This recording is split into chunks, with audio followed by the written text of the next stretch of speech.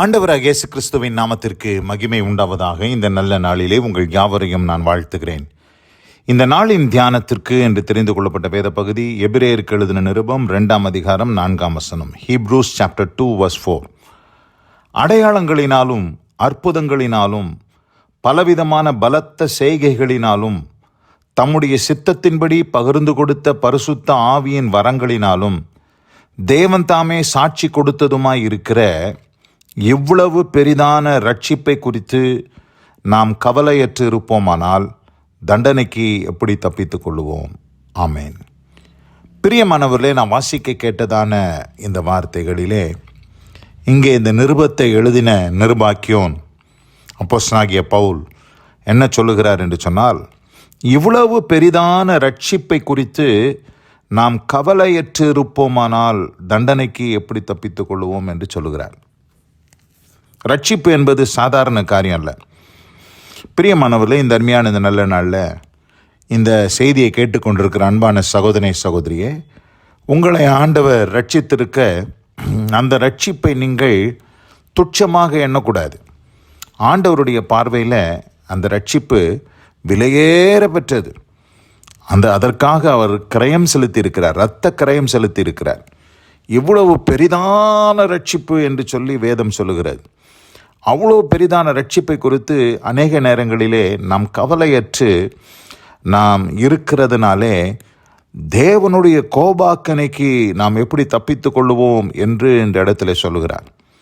ஆதலால் பிரியமானவர்களே, இந்த ரட்சிப்பை குறித்து ஒரு சில காரியங்களை உங்களுக்கு நான் விவரிக்க விரும்புகிறேன். அதாவது இந்த ரட்சிப்பு எப்பொழுது நம்முடைய வாழ்க்கையில் ஏற்பட்டது என்று நாம் பார்க்கும்போது, எபேசியருக்கு எழுதின நிருபம் 2ஆம் அதிகாரம் 8ஆம் வசனத்தை வாசிக்கும்போது, கிருபையினாலே விசுவாசத்தை கொண்டு ரட்சிக்கப்பட்டீர்கள், இது உங்களால் உண்டானதல்ல, இது தேவனுடைய ஈவு. எப்படி ரட்சிக்கப்பட்டோம்? விசுவாசத்தை கொண்டு தான் ரட்சிக்கப்பட்டோம். அப்போது ரட்சிப்புக்கு ஆரம்பம் எது? ரட்சிப்பினுடைய அந்த ஊற்று எங்கேருந்து ஆரம்பிக்குது என்று நாம் பார்க்கும்போது விசுவாசத்தில் தான். அப்போது ரட்சிப்பை நாம் காத்து கொள்ள வேண்டும் என்று சொன்னால் நாம் என்ன செய்ய வேண்டும்? விசுவாசம் உள்ளவர்களாய் நாம் காணப்பட வேண்டும் என்பது தான் உண்மை. விசுவாசத்தில் நாம் நிலைத்திருக்கணும், அதுதான் காரியம். விசுவாசத்தில் எந்த அளவுக்கு ஒரு விசுவாசி நிலைத்திருக்கிறானோ அந்த அளவுக்கு அவனுடைய ரட்சிப்பை அவன் காத்து கொள்ளுவான்.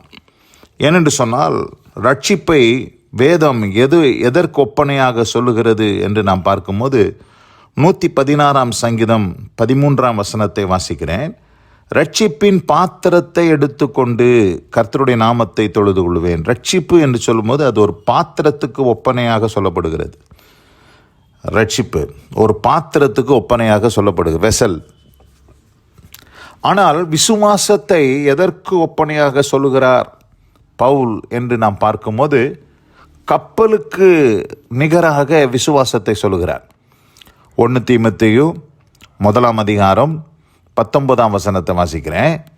இந்த நல் மனசாட்சியை சிலர் தள்ளிவிட்டு விசுவாசமாகிய கப்பலை சேதப்படுத்தினார்கள் என்று பார்க்கிறோம். அப்போ விசுவாசம் என்பது கப்பல், ரட்சிப்பு என்பது பாத்திரம். அந்த கப்பலில் கைகளிலே நம்ம அந்த பாத்திரத்தை ஏந்தி கொண்டு நம்ம பிரயாணம் பண்ணுறோம். இந்த உலகத்தில் வாழ்கிற வாழ்க்கை என்ன வாழ்க்கைன்னு கேட்டிங்கன்னா விசுவாச வாழ்க்கை, விசுவாச பிரயாணம். அந்த விசுவாச பிரயாணத்தை எதில் நம்ம செய்கிறோன்னு கேட்டிங்கன்னா, நம்ம எல்லாருமே ஒரு கப்பலில் பிரயாணம் பண்ணிக்கிட்டு இருக்கிறோம். இந்த உலகம்தான் கடல். இந்த உலகத்தில் இருக்கக்கூடிய பல போராட்டங்கள் தான் கடல் அலைகள். அதையெல்லாம் தாண்டி தாண்டி தாண்டி தாண்டி தாண்டி நம்ம சென்று கொண்டு இருக்கிறோம். எதில் சென்று கொண்டு இருக்கிறோம்? நம்முடைய விசுவாசத்தில் தான். அந்த விசுவாசம்தான் உலகத்தை ஜெயிக்கிற ஜெயம். அந்த விசுவாச கப்பலில் தான் நீங்களும் நானும் பிரயாணம் பண்ணுறோம். ஆனால் நம்ம கையில் என்ன வச்சிட்ருக்கிறோன்னா, ரட்சிப்பின் பாத்திரத்தை வச்சிட்ருக்கிறோம். ஆனால் இன்றைக்கு அநேகர் என்ன செய்கிறாங்க? அந்த விசுவாசத்தை தள்ளிவிட்டு, அதாவது நல் மனசாட்சியை சிலர் தள்ளிவிட்டு விசுவாசமாகிய கப்பலை சேதப்படுத்தினார்கள். இமேனையும் அலெக்சாந்தரும் அப்படிப்பட்டவர்கள். அவர்கள் தூஷியாதபடி சிட்சிக்கப்பட அவர்களை சாத்தானிடத்தில் ஒப்பு கொடுத்தேன்னு பவுல் சொல்கிறார். அப்போது நல் மனசாட்சியை சிலர் தள்ளி விடுகிறதினால் விசுவாச கப்பல் சேதமடைந்து அந்த கப்பல் முழுகி போகுது. முழுகி போகும்போது கையில் இருக்கிற ரட்சிப்பின் பாத்திரமும் சேர்ந்து முழுகி போகிறதுனால என்ன நடக்குதுன்னா, ரட்சிப்பை நம்ம இழந்து போகிறோம். அதுதான் அங்கே பவுல் சொல்கிறாரு, இவ்வளவு பெரிதான ரட்சிப்பை குறித்து நீங்கள் கவலையற்று இருப்பீர்களானால் வரப்போகிற தண்டனைக்கு எப்படி தப்பித்துக் கொள்வீர்கள் என்று சொல்லி. ஆதலால் பிரியமானவர்களே, நம்முடைய விசுவாசத்தை நாம் காத்துக்கொள்ள வேண்டும். விசுவாசத்தை எப்படி காத்துக்கொள்வது? 1 தீமோத்தேயு 3:9 வாசிக்கிறேன். விசுவாசத்தின் இரகசியத்தை சுத்த மனசாட்சியிலே காத்து கொள்ளுகிறவர்களாயும் இருக்க வேண்டும். எப்படிங்க இந்த விசுவாசத்தை எப்படி நம்ம காத்துக்கொள்கிறது? விசுவாசத்தின் ரகசியம், அந்த மிஸ்ட்ரி ஆஃப் ஃபெய்த், அதை எப்படி காத்துக்கொள்ளணுமா? சுத்த மனசாட்சியில் அதை நாம் காத்துக்கொள்ளுகிறவர்களாக இருக்க வேண்டும். அப்போ நமக்கு என்ன தேவை? விசுவாசமும் நல் மனசாட்சியும் நமக்கு தேவை. அதுதான் 1 தீமோத்தேயு 1:18 பவுல் தீமோத்தேயுவை பார்த்து சொல்கிறார், குமாரனாகிய தீமோத்தேயுவே, உன்னை குறித்து முன் உண்டான தீர்க்க தரிசனங்களின்படியே நீ அவைகளை முன்னிட்டு நல்ல போராட்டம் பண்ணும்படி இந்த கட்டளையை உனக்கு ஒப்புவிக்கிறேன். நீ விசுவாசமும் நல் மனசாட்சியும் உடையவனாய் இரு என்று இந்த இடத்துல சொல்கிறார். விசுவாசமும் நல் மனசாட்சியும். இந்த நல் மனசாட்சியை தான் இன்றைக்கி அநேகர் மனசாட்சி இல்லாமல் வாழ்ந்து தங்கள் விசுவாச கப்பலை சேதப்படுத்துகிறாங்க. விசுவாச கப்பல் சேதமாகும் போது ரட்சிப்பின் பாத்திரமும் சேர்ந்து அந்த கப்பலோடு சேர்ந்து முழுகி போகுது.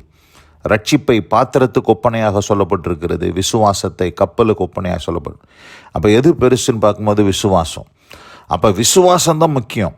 ஏன்னா அந்த விசுவாசத்தை கொண்டு தான் நம்ம ரட்சிக்கப்பட்டிருக்கிறோம். அப்போ அந்த விசுவாசத்தை நாம் காத்துக்கொள்ள சுத்த மனசாட்சியிலே அந்த விசுவாசம் என்னும் ரகசியத்தை காத்து கொள்ளும் பொழுது நம்முடைய கப்பல் சேதமடையாதபடி அக்கறைக்கு போய் சேரும் என்பதிலே எந்த சந்தேகமில்லை. இந்த அருமையான இந்த நல்ல நாளில் இந்த வார்த்தைகளை கேட்டவங்க ஒவ்வொருவரையும் ஆண்டவர் அந்த ரட்சிப்பின் பாத்திரத்தை நீங்கள் சுமந்து கொண்டு இந்த விசுவாசம் என்னும் கப்பலிலே நீங்கள் பிரயாணம் செய்து அக்கறை சேர கர்த்தர் உங்களுக்கு உதவி செய்வாராக. இந்த வார்த்தைகளை கேட்ட ஒவ்வொருவரையும் ஆசீர்வதிப்பாராக. God bless you all. Amen, amen. நாம் ஜெபிப்போம். எங்கள் அதிகமாய் நேசிக்கிறதான எங்கள் அன்பின் பரலோக பிதாவே, எவ்வளவு பெரிதான ரட்சிப்பை குறித்து கவலையற்று இருப்போமானால் தண்டனைக்கு எப்படி தப்பித்துக் கொள்வோம் என்று நாங்கள் எபிரேயர் 2 நாங்கள் வாசிக்க கேட்டோம். அதுபோல ஆண்டவரே, இந்த விசுவாசத்தை உடையவர்களாக நாங்கள் வாழ விசுவாசத்தினால தான் ரட்சிப்பே உண்டாயிற்று என்று நாங்கள் தியானிக்க கர்த்தர் கிருபை செய்தீர். அந்த விசுவாசத்தை நாங்கள் காத்துக்கொள்ள சுத்த மனசாட்சியிலே நாங்கள் அதை காத்துக்கொள்ள கர்த்தர் எங்களுக்கு கிருபை செய்யும். சிலர் அந்த மனசாட்சியை தள்ளிவிட்டு விசுவாசமாகிய கப்பலை சேதப்படுத்தினார்கள் என்று நாங்கள் அறிந்து கொண்டோம். நாங்களும் எங்கள் விசுவாச கப்பலை சேதப்படுத்தாதபடி நல் மனசாட்சியுடையவர்களாய் இருந்து ஆண்டவரே, அந்த விசுவாச கப்பலிலே ரட்சிப்பின் பாத்திரத்தை சுமந்து கொண்டு அக்கறைக்கு போய் சேர கர்த்தர் எங்களுக்கு கிருபை செய்வீராக. ஆசீர்வதித்து வழிநடத்தி காரும் இயேசு கிறிஸ்துவின் வல்ல நாமத்தில் பிதாவே. ஆமென், ஆமென்.